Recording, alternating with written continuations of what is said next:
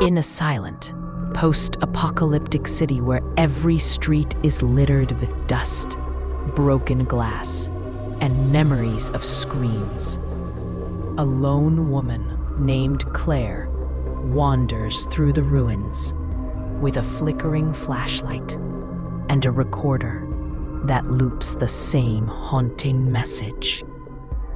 If anyone hears this, I'm still alive. The wind howls through hollow buildings, carrying echoes of laughter that might be ghosts, or just her memory trying to comfort her. She scavenges for food in empty stores, drinks from rain puddles on cracked asphalt, and marks every streetlight pole she passes with white chalk so she knows where she's been. It's been 87 days since she last heard a real human voice. At night, she sleeps in an old library surrounded by burned pages and fallen shelves. Sometimes she dreams of crowds, traffic lights, and music.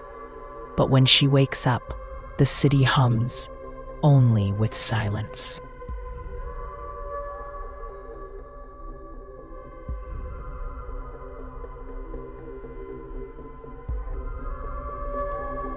One evening, while rewinding her recorder, a second voice plays back beneath her own, soft, female, and whispering her name. She freezes. The sound isn't part of the old tape. It's new.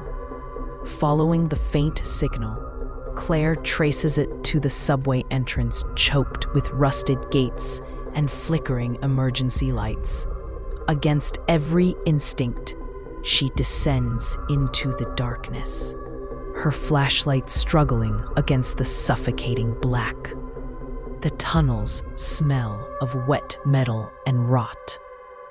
Old posters still cling to the walls, their faces half ripped, smiling faintly under layers of decay. The deeper she goes, the clearer the voice becomes. It's calm, familiar. "Claire, I'm here." Her pulse quickens. For weeks, she's imagined someone, anyone, surviving.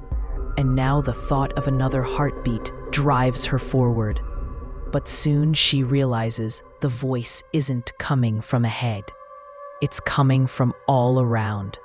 From the walls, from the rails, from the dripping ceiling.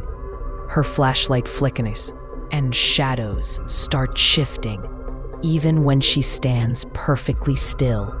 At the far end of the tunnel, she finds a shattered mirror leaning against the wall, its frame carved with symbols she doesn't recognize. She lifts the flashlight and sees her own reflection, smiling back a moment too late. Then, it tilts its head, perfectly matching the voice. "You found me." Pale fingers begin sliding out of the darkness. Dozens of hands, all trembling, all shaped like hers. They drag across the ground toward her, their nails scraping concrete.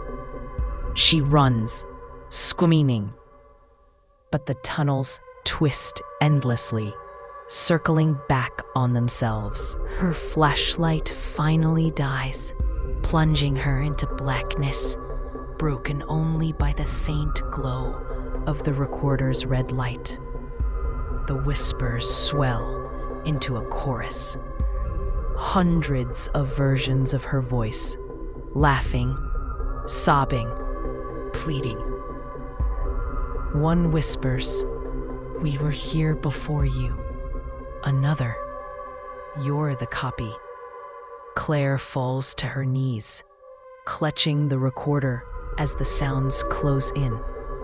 The last thing she feels is a hand, warm, steady, identical to her own. resting on her shoulder.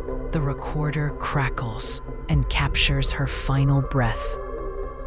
Then a whisper, not in her voice. "If anyone hears this, I was the last woman. Dot.